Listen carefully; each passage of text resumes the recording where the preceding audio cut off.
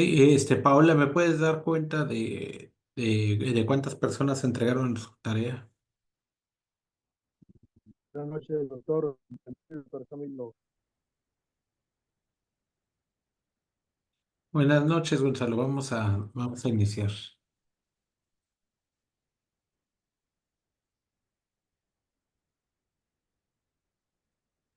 Muy buenas noches, licenciado. ¿Cómo está usted? Bien, bien, bien, bien. Aquí estamos listos.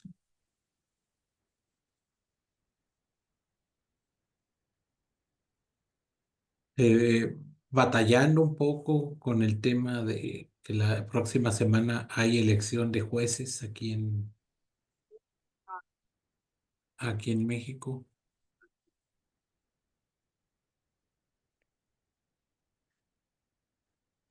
Entonces tienen una jornada dura. Sí, sí, va a estar durísima. Ah, bueno, bueno.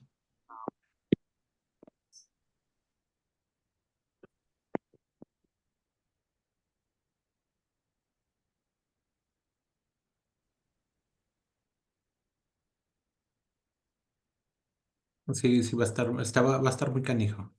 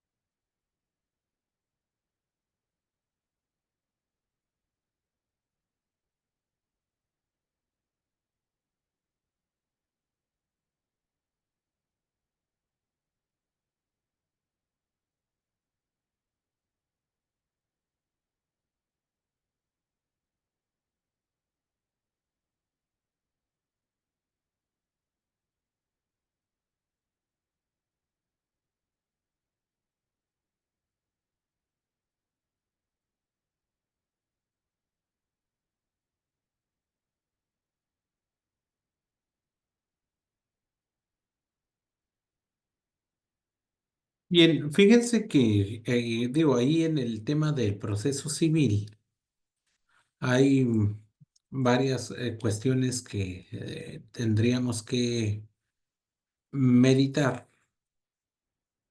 Sin embargo, pues ustedes ya pudieron observar que son muchas similitudes, digo, hay algunas diferencias con relación a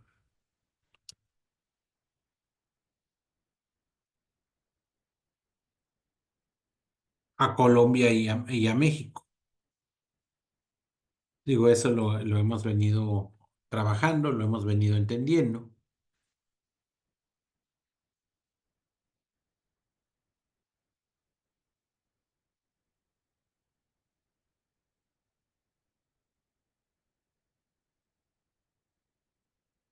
Y en la sesión anterior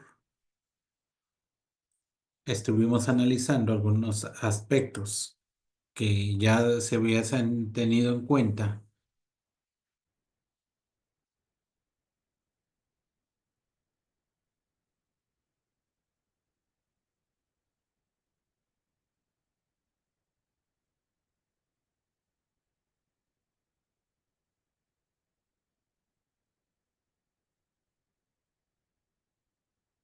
en la cuestión de lo que es el tema de los distintos procedimientos jurisdiccionales y los equivalentes jurisdiccionales.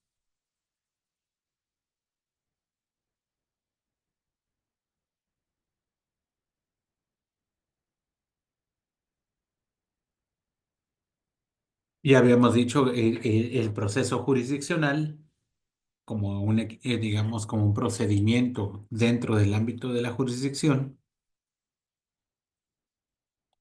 y los equivalentes jurisdiccionales heterocompositivos, como el tema del arbitraje, y los autocompositivos, como el tema del desistimiento y el allanamiento y la transacción. Ahora bien, podemos ver que tanto en el Código General del Proceso, que ahorita lo estoy descargando, como en el Código Nacional de Procedimientos Penales,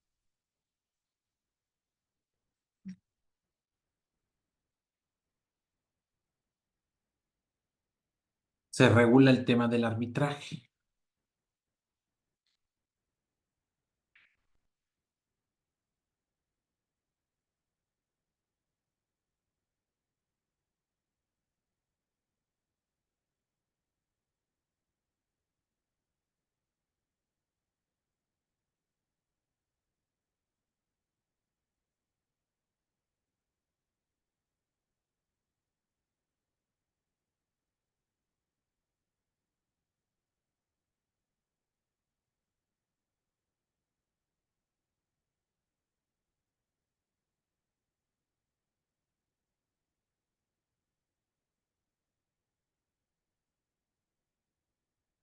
Ustedes saben también que han existido algunas modificaciones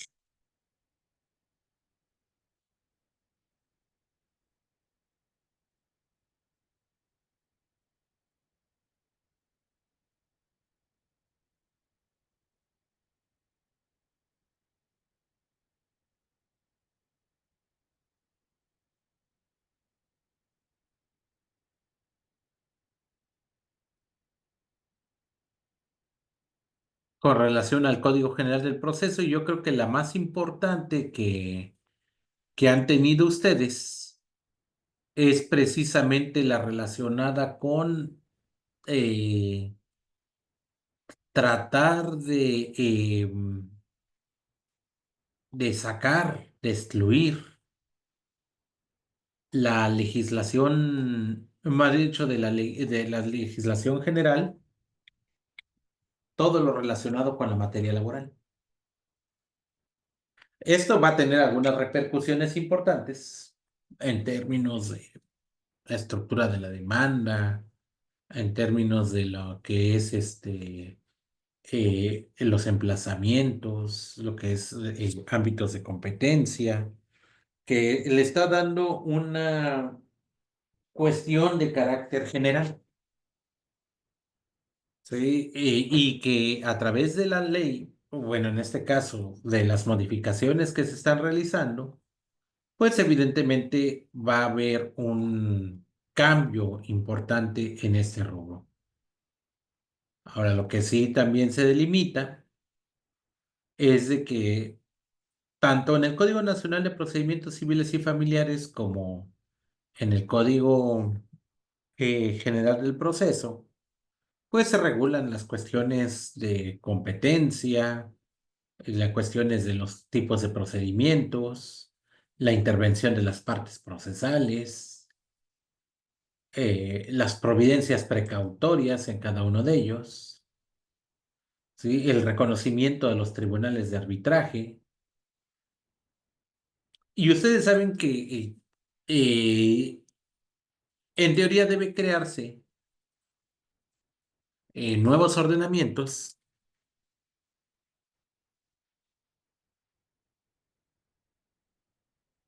Como ustedes saben, eh, ustedes tienen la ley 1563 del 2012, en donde se regula precisamente este procedimiento arbitral. Si ustedes leen, por ejemplo, el artículo 45, y por ahí podemos encontrar algunos otros textos,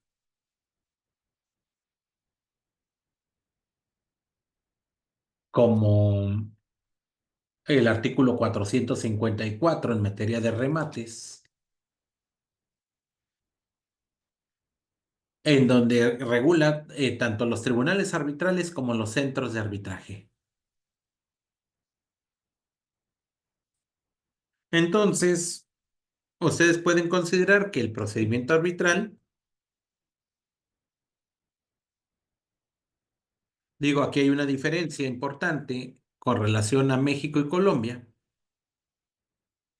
porque en el caso del procedimiento mexicano,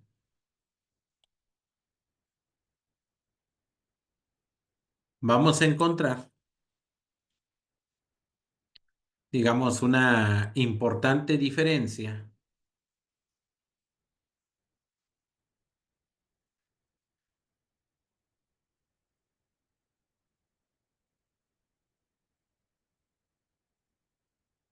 y aquí lo vamos a poner en México y en Colombia, porque ustedes tienen su propia ley, que es la 1563 diagonal 2012. Ustedes me dicen si estamos mal, que este es con relación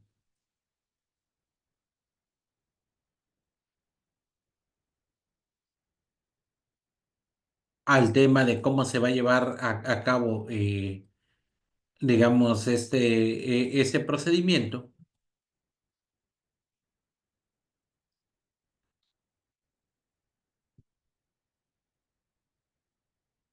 que es el Estatuto de Arbitraje Nacional e Internacional.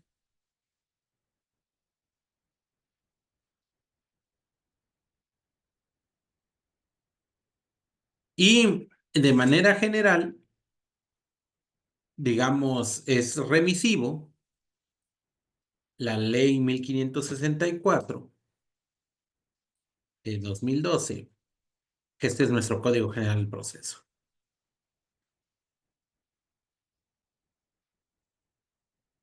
En el caso del proceso civil mexicano, pues es semejante, porque nosotros tenemos nuestro Código Nacional de Procedimientos Civiles y Familiares,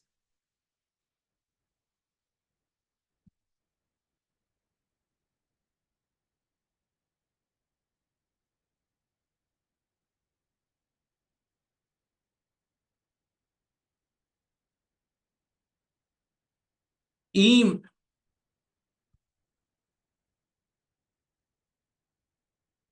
van a encontrar también ustedes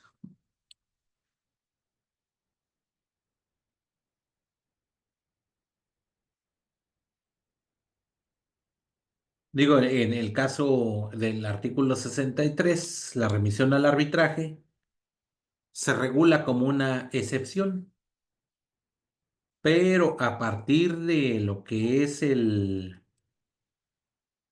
artículo 386, también regula la preparación del juicio arbitral.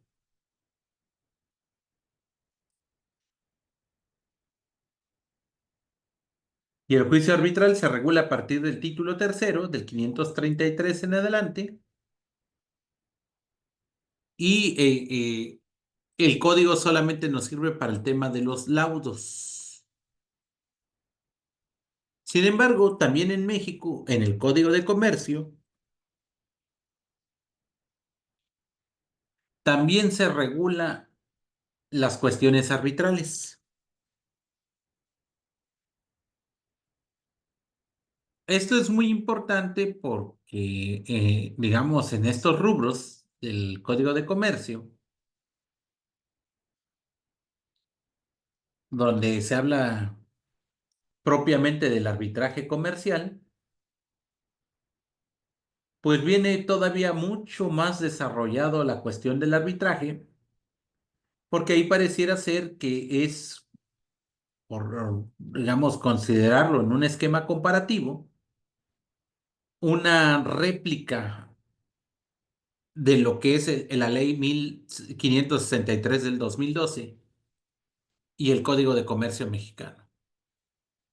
Entonces, digamos, para poder entender esa parte, ahí sí, digamos, a manera de tarea, yo les dejaría que me buscaran cuando menos unas 5 semejanzas entre lo que es el Estatuto de Arbitraje Nacional e Internacional que ustedes tienen, el procedimiento de arbitraje comercial que tiene del artículo 1415 en adelante del Código de Comercio y el juicio arbitral que regula el artículo 533 del Código Nacional de Procedimientos Civiles y Familiares.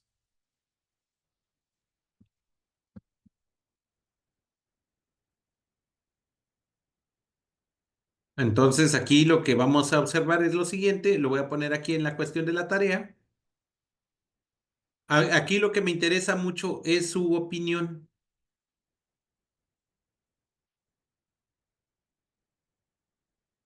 Sí, no, no quiero nada más que corten y peguen, sino que una opinión muy corta, opinión acerca de las semejanzas y diferencias que existe entre el estatuto de arbitraje,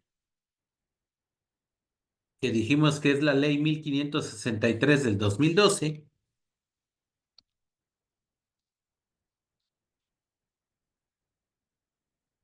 y el arbitraje comercial que se prevé en el artículo 1415 del Código de Comercio mexicano.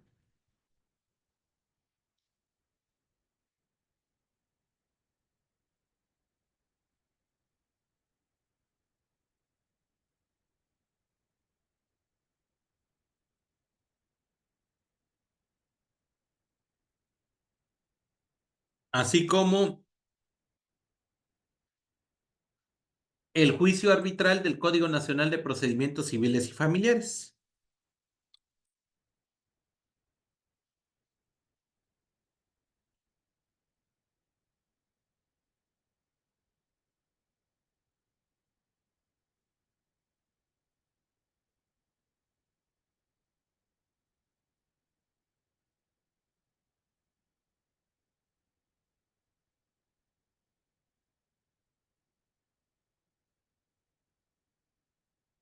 Entonces, una opinión, digamos, no sé cómo le llamen, folios, cuartillas, páginas, pero le vamos a poner de 2 páginas.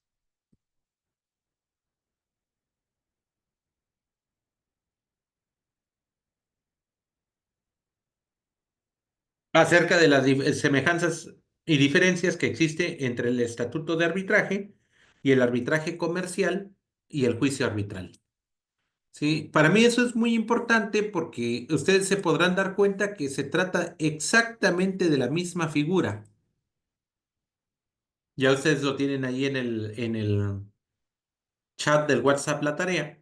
Esa es la tarea que vamos a analizar. ¿Por qué? Porque en el procedimiento arbitral, tanto en México como en Colombia, se habla de un contrato de arbitraje, se habla de cláusulas arbitrales, se habla de comercio o de actos de comercio que son susceptibles al procedimiento arbitral, se habla de contratación en árbitros para resolver una controversia, principalmente cuando se trata de fondos de inversión. Recuerden ustedes que puede haber inversiones en nacionales, tanto extranjeras. Y sobre todo, lo más importante es que el tema del arbitraje se habla también para el pago de honorarios de los árbitros, el emplazamiento o el procedimiento de notificación que se deben llevar a cabo entre las partes para efecto de someterse a un procedimiento arbitral, el procedimiento propiamente arbitral dependiendo las etapas procesales, cómo se vayan a llevar a cabo y hasta la obtención del laudo arbitral, el cual es inatacable por un recurso ordinario. Y lo que regulan las leyes procesales, tanto la Ley 1564 como el Código Nacional de Procedimientos Civiles y Familiares, es la ejecución de ese laudo arbitral. Entonces, a mí me parece muy importante porque la figura del árbitro, tanto en México como en Colombia, tiene un importante impacto en las relaciones comerciales. El otro día estaba viendo que hay varias marcas colombianas que tienen un arraigo profundo en México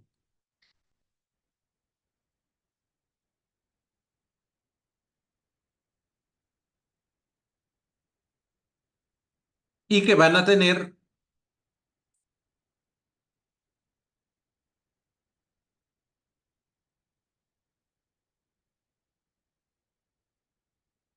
de que en México hay varias marcas colombianas que han ganado popularidad y reconocimiento, especialmente en la industria de la moda, la gastronomía y el turismo.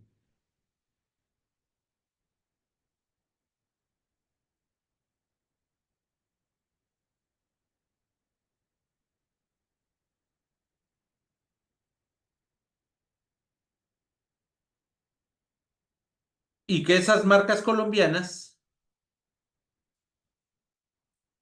para poder invertir en México,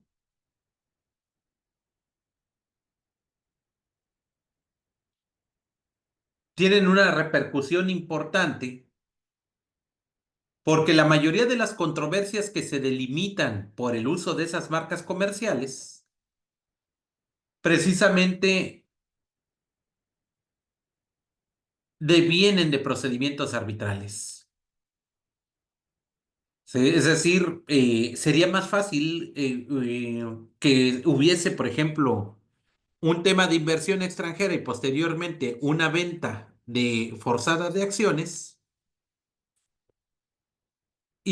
o en su caso que la controversia se dirima a través de paneles arbitrales.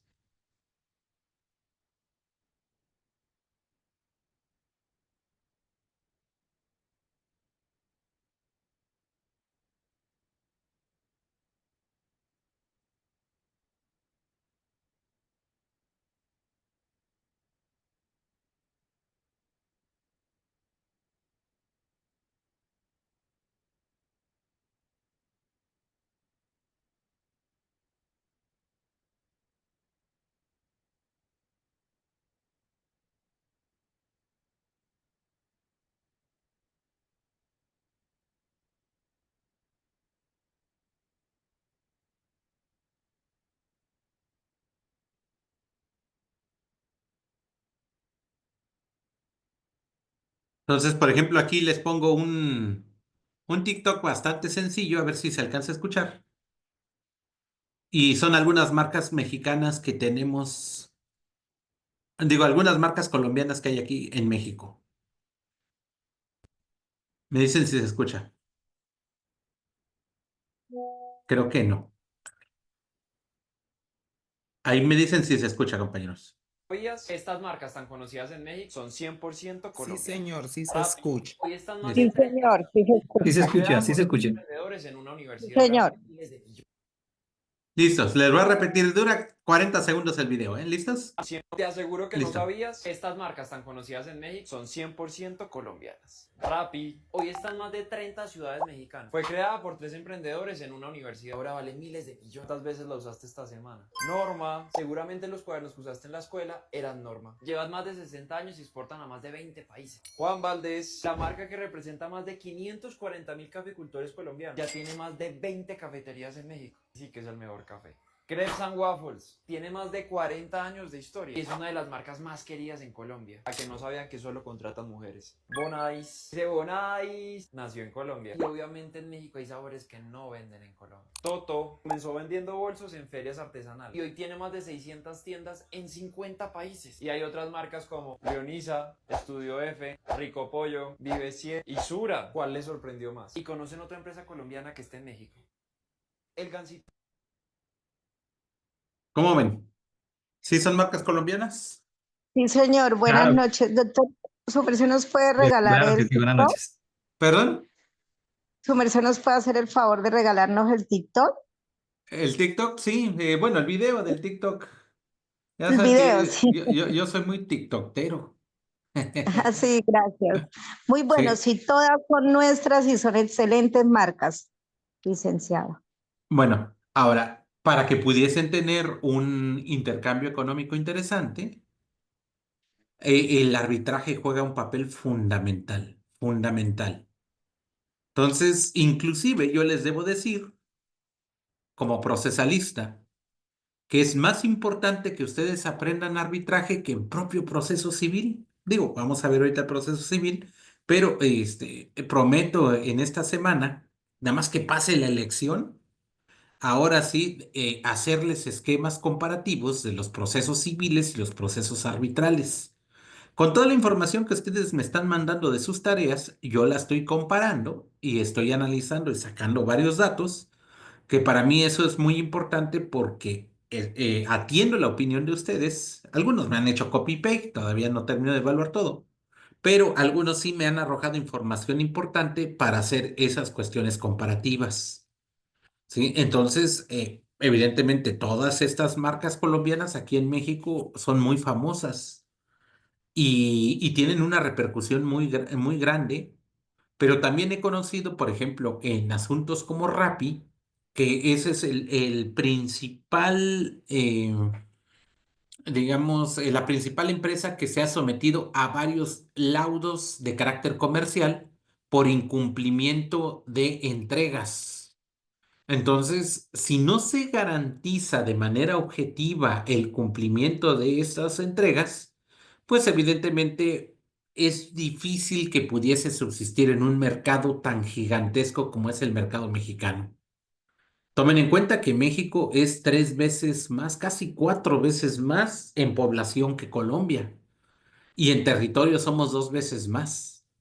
Entonces, México es un país demasiado gigante tanto en población como en territorio, y el hecho de que estas empresas estén participando en nuestro país es porque tienen una seguridad empresarial y esto no se los da un proceso civil obsoleto de un código viejo, sino esto se los da la facilidad con la que una empresa comercial puede acceder a laudos arbitrales. Entonces, en caso de incumplimiento, por ejemplo, de un fondo de inversión o el mal manejo de una marca eh, por parte de alguna empresa mexicana, existen los procedimientos arbitrales para que se pudiese contraargumentar y contradecir y desde luego proteger los derechos de los empresarios y de las marcas.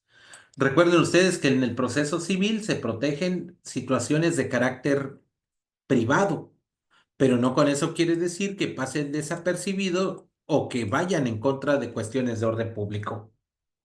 Entonces, el procedimiento arbitral, yo les puedo decir que es ahora en los abogados de la tercera década del siglo XXI, inclusive se puede considerar que es muchísimo más importante que el procedimiento civil ordinario. Entonces, por ejemplo, aquí estamos viendo que es un procedimiento heterocompositivo, que es un arbitraje que se deriva en un laudo, pero que para poder llegar a esta resolución, pues evidentemente tiene que ver una cuestión de carácter contractual. ¿Sí? Entonces, ahorita, por ejemplo, les voy a mandar un laudo arbitral. Digo, ustedes solamente es para conocimiento.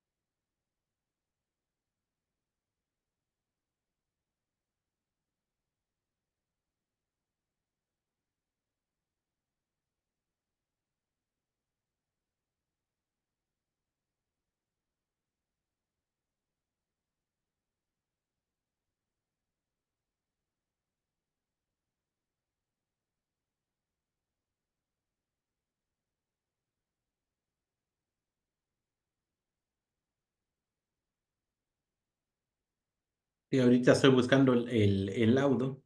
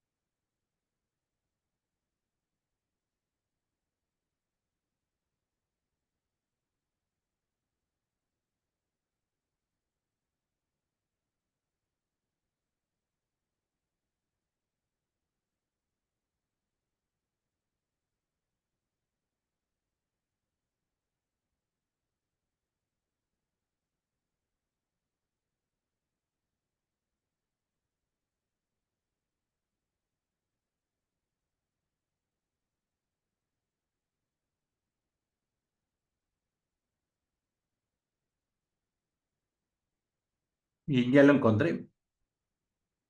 Y se los mando a ustedes.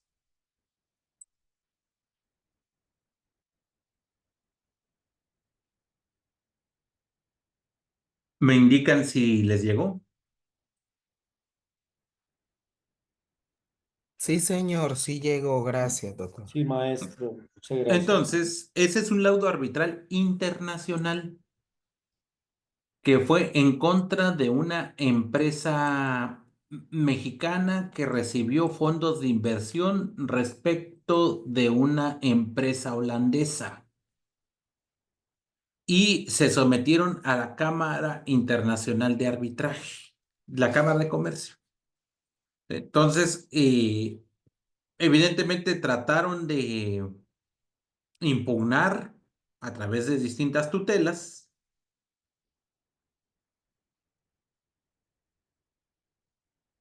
Pero pues la idea principal es que ustedes se den cuenta que el tema del arbitraje, en mi consideración, creo que es más importante que que el propio proceso civil, te lo reitero. Permítame tantito.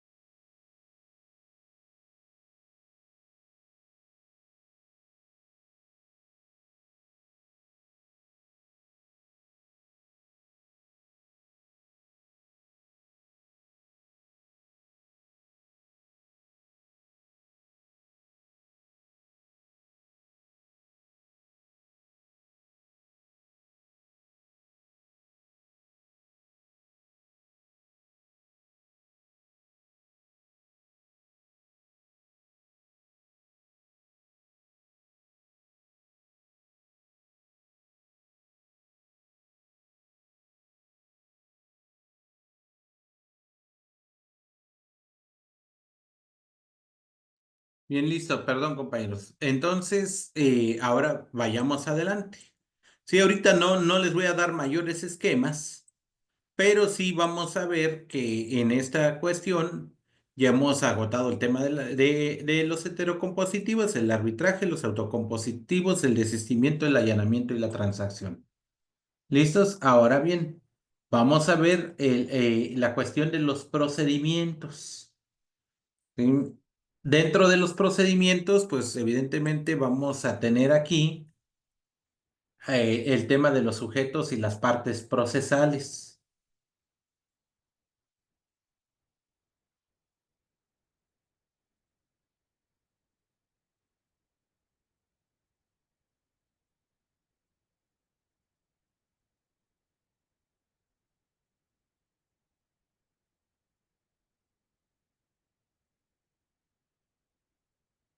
Ahora, hay tantos procedimientos como eh, legislaciones. Cierto, cierto.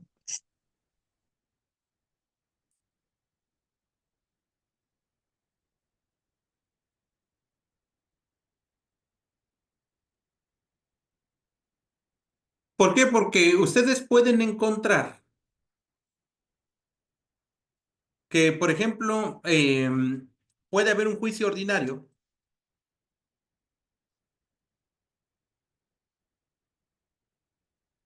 que digamos es lo más común. Ahora, por ejemplo, el Código Nacional de Procedimientos Civiles y Familiares maneja el juicio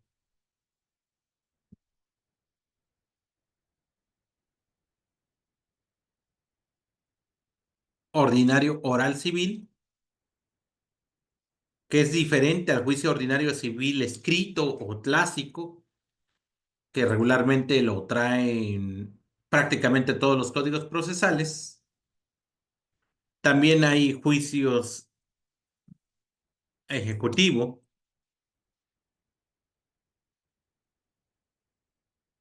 Estos son regularmente para aquellos instrumentos, o más bien dicho, para aquellos casos en donde existe un documento que trae aparejada ejecución o un título de crédito.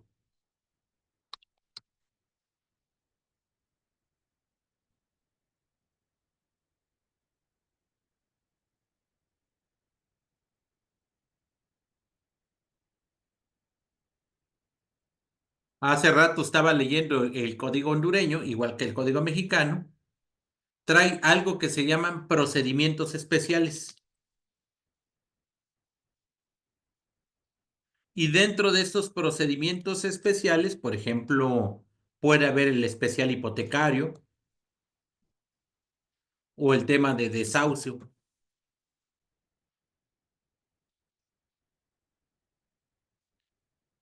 para el caso de arrendamientos o de comodatos. O inclusive puede haber procedimientos especiales por ejemplo, que tengan que ver con la cuestión de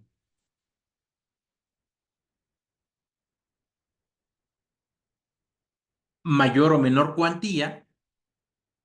Es decir, ustedes también tienen procedimientos por cuantía. En el caso de México, desde luego también.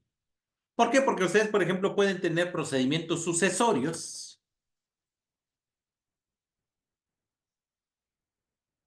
de máxima y de menor cuantía. O simplemente podemos tener también algunos procedimientos de jurisdicción voluntaria o declarativos o no contenciosos.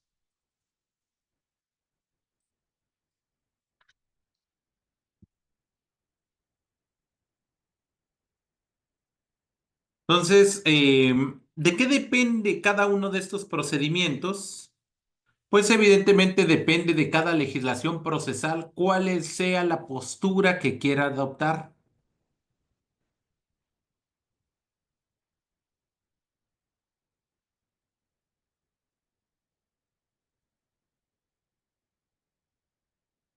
Cada uno de nosotros podemos considerar que la regla general o la estructura de un procedimiento va a partir de la figura del procedimiento ordinario. ¿Por qué? Porque van a tener las mismas fases prácticamente todos, aun cuando hayan diferencias entre sí, precisamente porque lo que se busca es una celeridad, principalmente cuando se trata de algunas pretensiones que tienen que desahogarse de manera inmediata. Digo, ustedes tienen, por ejemplo, el procedimiento monitorio. El procedimiento monitorio también se presenta con una demanda, todos van a empezar con una demanda y todos van a terminar con una sentencia. Y todos van a tener una cuestión de emplazamiento, absolutamente todos. Y todos van a tener sujetos procesales, que es un actor, un demandado, y van a tener un órgano jurisdiccional. Pero también van a tener partes procesales complementarias, como un ministerio público, que sea representante de los intereses de las partes o de la sociedad. Pero también van a tener sujetos procesales como testigos, como peritos, como, digamos, tutores, curadores, que eso dependerá de cómo se estructura cada uno de esos procedimientos. Pero lo cierto es que llámese juicio ordinario civil, llámese juicio ordinario oral civil, llámese procedimiento ejecutivo, llámese procedimiento monitorio,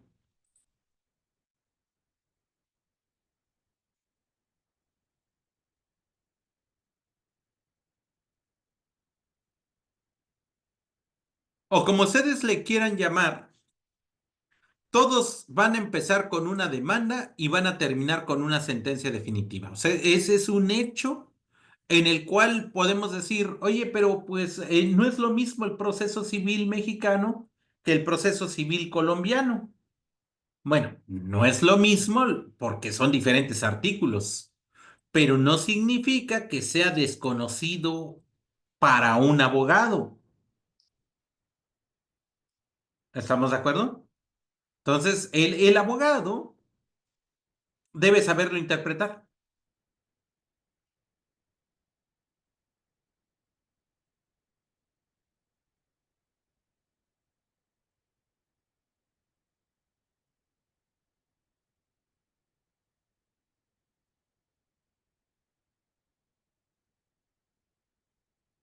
Entonces, yo les puedo decir que en el caso de los abogados,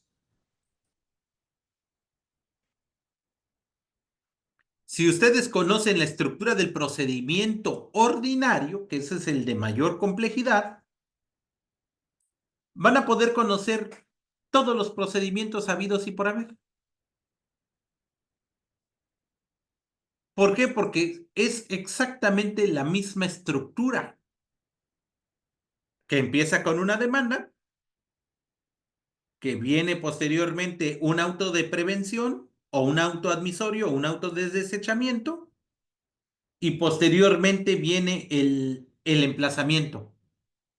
los tipos de formas de notificaciones o de emplazamientos depende de cada ley procesal, porque hay algunos que puede ser a través de buzón electrónico, hay otros que pueden ser por correo electrónico, hay otros que tienen que ser directamente el emplazamiento personal, hay otros que puede ser a través de firma electrónica. Por ejemplo, ahorita me acaban de notificar una sentencia que se engrosó el día 9 de mayo y hasta hoy la subieron al sistema y me di por notificado de manera electrónica a través de una firma electrónica. Entonces,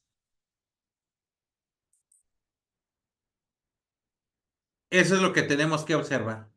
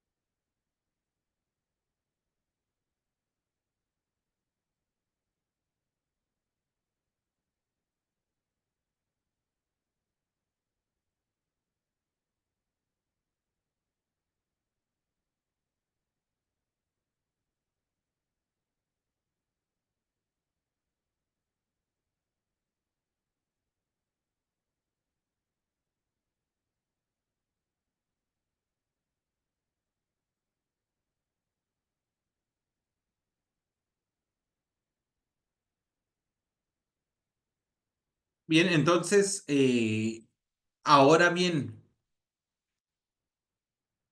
vamos a ver el tema del juicio ordinario civil,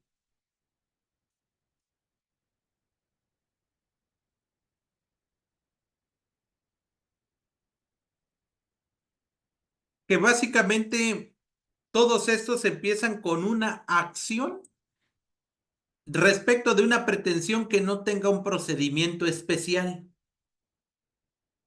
Entonces, si tiene procedimiento especial, entonces no es lo ordinario. Si no tiene procedimiento, bueno, si tiene ese procedimiento especial, se va a regir bajo esas reglas especiales. Para la cuestión, por ejemplo, del emplazamiento, podemos considerar 9 días o 15 días para que marca, digamos, una vez emplazadas las partes procesales para efecto de que puedan contestar una demanda. O hay algunas leyes procesales que dicen 6 días. Eso depende de cada ley procesal. Pero eso no significa en ningún caso que sea, digamos, un tanto diferente, sino más bien el abogado que quiera consultar para preparar una demanda en específico, pues tiene que cerciorarse.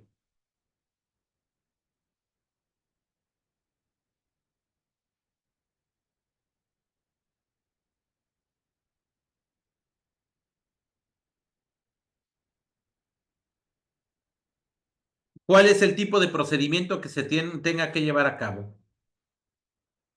Sí, por ejemplo, hay procedimientos civiles que son con la posibilidad de poder ser impugnados y hay algunos otros que son uninstanciales, de única instancia. Sí, por ejemplo, en México y en Colombia, en ambos casos, los procedimientos de mínima cuantía son de una única instancia. Eso quiere decir que, por ejemplo, en el caso mexicano, lo hacen a través de unidades de medida y actualización. En el caso colombiano, el propio Código General del Proceso establece los lineamientos para poder emitir cuestiones de competencia en única instancia. Ustedes le llaman jueces civiles municipales y nosotros le llamamos jueces de paz civil y conocen de única instancia de los procedimientos contenciosos de mínima cuantía. Ahora, por ejemplo, salvo los que correspondan a cuestiones de orden público, y ustedes tienen salvo lo que correspondan a cuestiones de jurisdicción contencioso administrativa. Ahora, los procesos de sucesión de mínima cuantía o sin cuantía, bueno, ustedes de mínima cuantía, en el caso de México, los de mínima cuantía o que no tienen cuantía, sino únicamente es una sentencia declarativa respecto de un derecho en específico, se puede llevar a cabo también ante un juez de menor cuantía. Ustedes tienen la celebración del matrimonio, en el caso mexicano no, pero ahí sí el tema del divorcio lo llevan jueces familiares de primera instancia. Pero, por ejemplo, el tema de los procedimientos que se den en el régimen especial de condóminos también suelen ser de menor cuantía, tanto para ustedes como lo marca el artículo 17 del Código General del Proceso, como en el Código Mexicano, en el Código Nacional de Procedimientos Civiles y Familiares.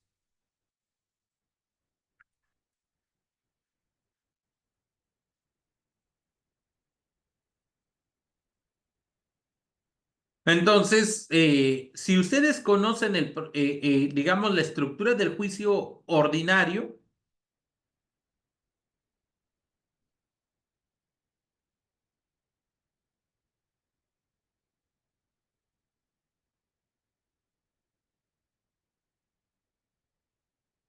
va a ser mucho más sencillo que puedan entender cualquier tipo de procedimiento especial.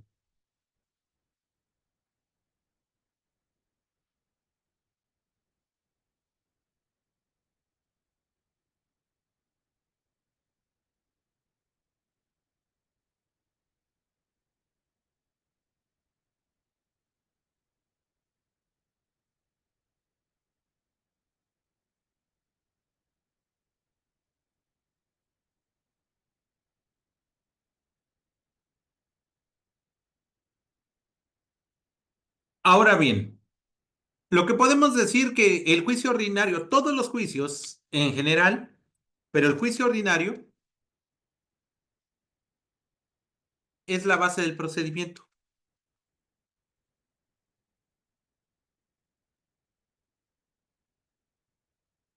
Digamos, el juicio ordinario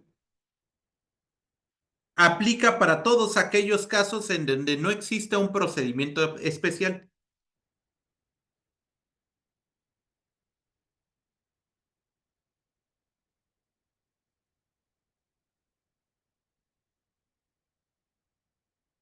En el juicio ordinario, digamos, es también la base o es la estructura genérica para la construcción de un escrito inicial de demanda.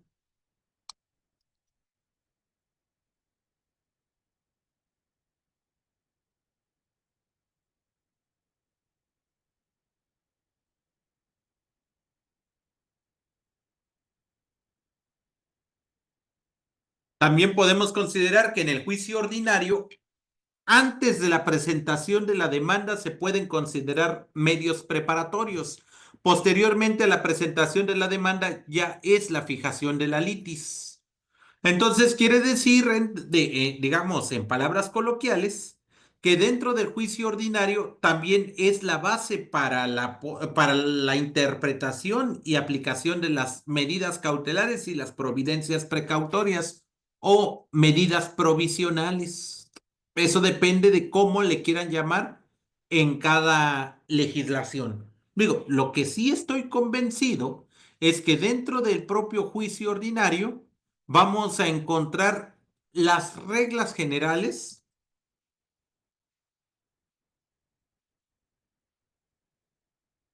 del procedimiento. ¿Por qué? Porque, por ejemplo, en un juicio especial, por ejemplo, un juicio especial hipotecario o un juicio de acción cambiaria directa cuando se trata de un título ejecutivo, además de la presentación de la demanda como prestación principal o como pretensión principal, mejor dicho, se puede invocar un auto de exequando o un embargo precautorio de bienes suficientes para, digamos, garantizar el cumplimiento de esa obligación. o inclusive emisión de resoluciones declarativas provisionales para evitar la pérdida de un derecho. Bueno, ese es en un procedimiento especial, pero en el juicio ordinario nos dice, bueno, tú vas a hacer tu pretensión, vas a mencionar cuáles son tus prestaciones y posteriormente podrás acceder, ya sea de manera principal dentro de la estructura de la demanda o ya sea vía incidental, una vez notificado y bueno, que se le corra el traslado de las copias y notificado o emplazado a la parte contraria, entonces estamos en posibilidad de abrir esa su fase, una interlocutoria. Pero lo cierto es de que la estructura del juicio ordinario nos permite conocer cómo ir desarrollando las excepciones a las reglas del ordinario. O inclusive cuando nos dicen en la contestación de la demanda tiene que ser punto por punto en la integralidad de toda la demanda.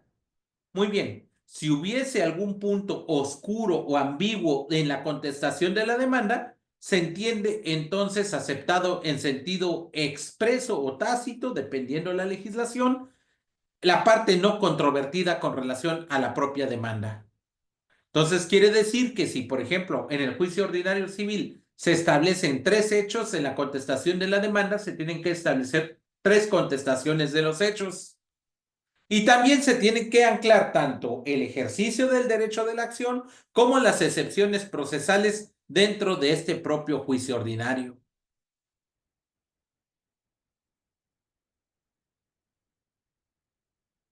Entonces, la acción y la excepción dentro del juicio ordinario, pues juegan un papel importante en el sentido de que la acción puede ser real o personal, puede ser principal o accesoria o incluso incidental. Y dentro de las excepciones, pues podemos considerar las excepciones dilatorias o las excepciones perentorias. Las dilatorias o procesales que van directamente a la estructura del procedimiento y las excepciones perentorias que van directamente a la destrucción de la acción. Una excepción perentoria como regla general regularmente es cualquier tipo de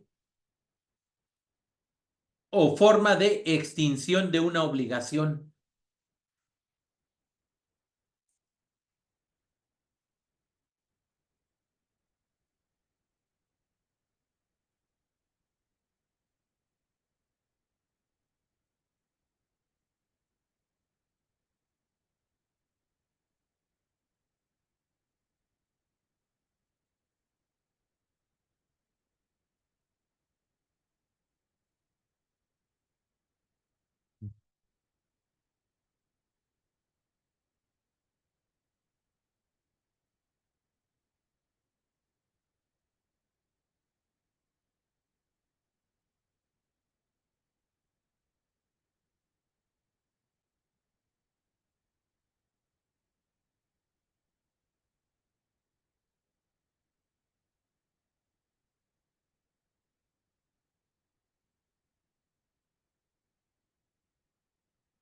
Muy bien, entonces, pues evidentemente vamos a ver cuáles serían, digamos, algunas estructuras de este juicio ordinario civil.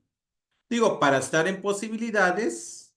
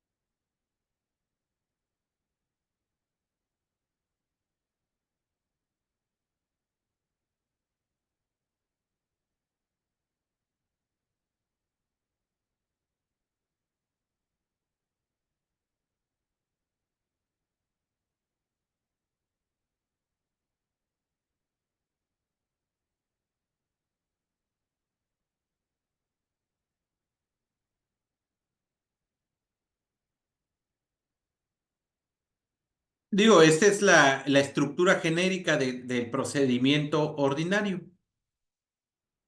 ¿Puede haber una etapa más, una etapa menos? Digo, yo pienso que sí. Pero cada una de estas etapas son preclusivas. Esto quiere decir que una vez que se ha cerrado una etapa, ya no se puede regresar a dicha etapa y tiene que continuar. La etapa postulatoria podemos considerarla a partir de la presentación de la demanda, la contestación y en su caso la reconvención y la contestación de la reconvención. En la etapa probatoria también podemos considerar el ofrecimiento de las pruebas, el debate sobre la admisión y el desahogo de las pruebas.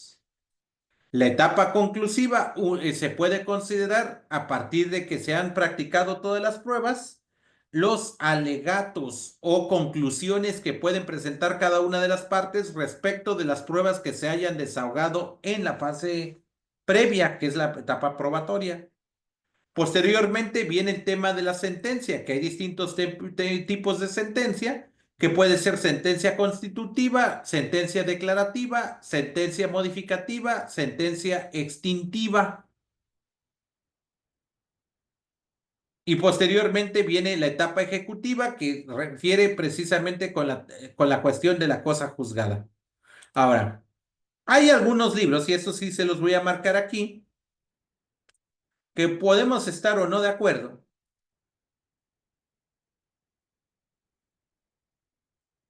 pero también se considera la etapa de impugnación.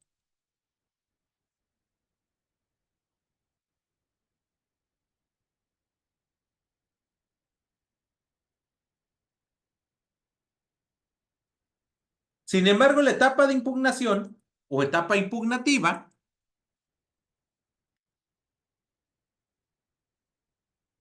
no la contiene algunos procedimientos especiales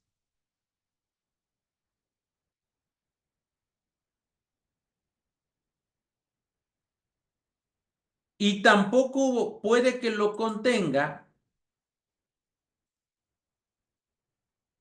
por ejemplo, los procedimientos que están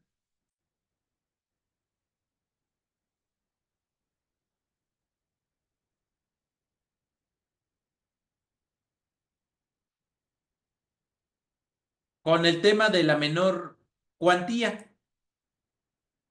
Y ustedes dirán, ¿pero por qué? Bueno, así lo marca la ley procesal. En lo particular, puedo decirles que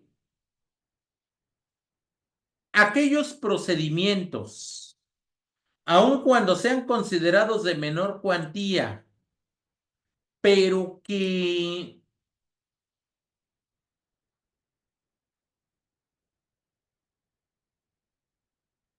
puedan dirimir derechos de las partes, que inclusive puedan afectar el mínimo vital de alguna de ellas, el hecho de no darles el acceso a un recurso judicial efectivo, como lo marca el artículo 25 de la Convención Americana de Derechos Humanos, en mi consideración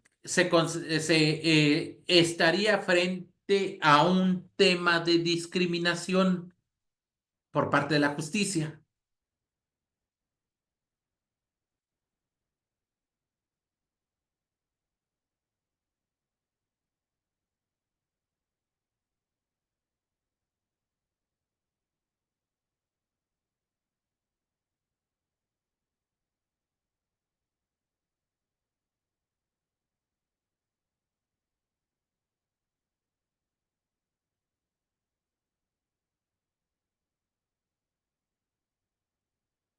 Entonces, lo que vamos a encontrar en estos rubros, y eso es lo que vamos a desarrollar en nuestra siguiente sesión, es precisamente esta estructura. Nos vamos a ir un poco rápido, ¿sí? Para efecto de que se les pueda brindar toda la información y vamos a ir comparando.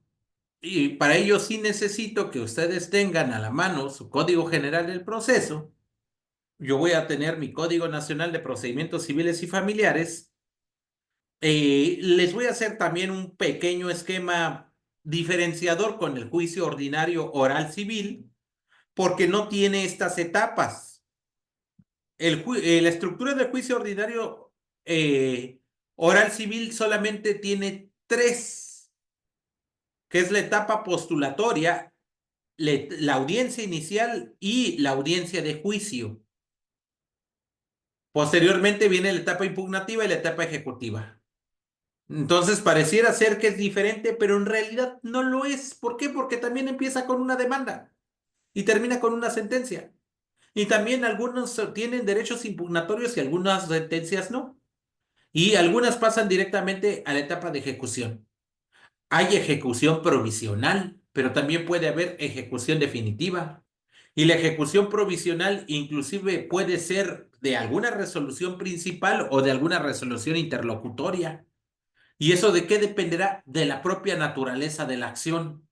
Pero no podemos empezar a variar todas estas circunstancias ni tratar de interpretar cada uno de los parámetros que marcan en las cuestiones competenciales de los artículos 14, 15 hasta el 19 del Código General del Proceso, si previamente no conocemos la estructura del juicio ordinario en general, lo que marca la doctrina, y posteriormente, ahora sí, decir, bueno, dentro de esta estructura de juicio ordinario, ¿cuáles partes procesales reconoce mi legislación y cuáles son las que no las reconoce, sino que tiene un régimen de excepción? Les puedo decir que cuando me toca estudiar legislaciones de otros países, yo lo hago a partir de la estructura general del proceso. Es decir, no me aboco en estudiar el procedimiento en específico si ya conozco los lineamientos generales. En este caso, voy a ver cuáles son las particularidades, como por ejemplo, cuántos días tienen para emplazar a una persona, cuántos días tiene el emplazado para contestar la demanda, cuántos días tiene el emplazado para presentar su reconvención, si la reconvención la puede presentar en la misma presentación de la demanda o tendría que ser por cuerda separada, cuántos días se tiene para correr traslado y posteriormente la contestación de la reconvención, en qué casos procede reconvención y en qué casos no procede la misma, en qué casos se va a considerar rebelde al demandado o contumaz, cuáles son las consecuencias de la rebeldía o contumacia, que son especificaciones propias de cada legislación. Sin embargo, les puedo decir que esas figuras procesales existen en prácticamente todos los códigos latinoamericanos. Digo, hay algunos códigos que dicen, el hecho de no contestar la demanda se entenderá por rebeldía y se entenderán aceptados los hechos. Esa es la regla general. Pero también hay excepciones. Por ejemplo, en materia familiar sabemos que el hecho de no contestar la demanda se entiende por negados los hechos, excepto en el procedimiento del divorcio incausado. Y el divorcio incausado tiene su propio procedimiento especial, pero se derivó de un procedimiento ordinario. Entonces, el juicio ordinario al final queda como una reliquia del proceso. ¿Por qué? Porque viene todas las etapas del proceso, pero sabemos que ya en lo específico, cada procedimiento, a partir del juicio ordinario, va a tener esquemas diferenciadores. Y sobre esos esquemas son donde vamos a centrar el estudio legislativo en específico.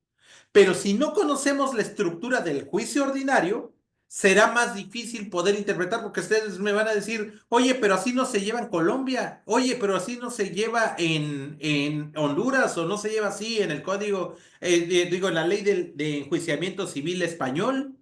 No, es que la etapa de juicio ordinario es exactamente la misma. Lo que va a cambiar son las reglas especiales que tenga cada legislación, pero con base al propio juicio ordinario. Entonces, inclusive para crear y calibrar una ley procesal, me imagino el juicio ordinario y sobre eso voy trazando reglas especiales. Y esas reglas especiales me servirán para poder interpretar cualquier legislación o incluso para poder operar y presentar mi demanda. Ahorita le pedí a la profesora Ashley que me ayude en una demanda de un juicio ordinario civil por incumplimiento de contrato de promesa de venta respecto de un apartamento. Y ustedes dirán, oye, pero Ashley es colombiana y yo soy mexicano y la legislación es mexicana, no importa.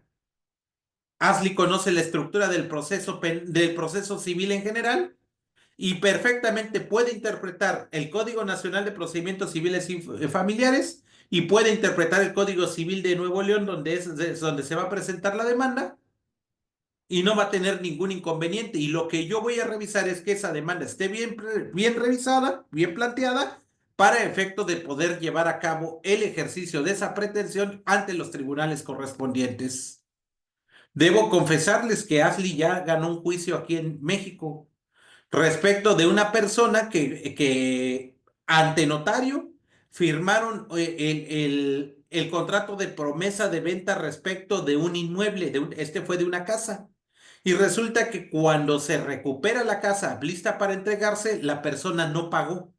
Entonces Ashley presentó la demanda y en el momento en que yo presento en etapa postulatoria para el momento de que se lleva a cabo el emplazamiento, la parte demandada se allana y dice, no quiero pleito, quiero llegar a una negociación.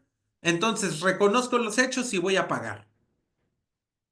Y ya ni siquiera fue necesario entrar a la probatoria conclusiva, sentencia impugnativa y ejecutiva, sino que se quedó a nivel de postulatoria, pero atendiendo a que debe privilegiarse la solución del conflicto sobre cualquier formalidad procesal, que eso es lo que dice la Constitución mexicana, y que Ashley no tuvo ningún problema de interpretarlo, porque es la misma figura jurídica. Ella fue formada bajo el Código General del Proceso. Yo fui formado bajo el Código de Procedimientos Civiles de la Ciudad de México y aplicamos entre los dos el Código Nacional de Procedimientos Civiles y Familiares, del cual estamos haciendo uso ahora. Entonces, aprendan la estructura del proceso civil, van a poder interpretar cualquier legislación procesal. ¿Estamos de acuerdo? Bien, pues básicamente esa sería mi aportación. Les encargo el tema del procedimiento arbitral. Se van a dar cuenta que tiene más coincidencias que divergencias en la ley de ustedes, que es la 1563 del 2012, tiene más coincidencias con el Código de Comercio mexicano que diferencias. Ustedes dirán, a lo mejor un plazo procesal, alguna figura jurídica que se llame de manera diferente, no importa. La figura es exactamente la misma. ¿Estamos de acuerdo? Bien, entonces, pues si no hay alguna otra pregunta, comentario, pueden ustedes preguntar también en el chat. Pues ya los dejo porque tengo mi clase con mis niños del doctorado que ya me están esperando. Gracias, compañeros. Gracias, maestro. Dios lo bendiga. Gracias, doctor. Doctor, muchas Gracias, maestro, que tenga muy buena noche. Gracias, maestro, muy amable. Doctor, muchas gracias. Buenas noches.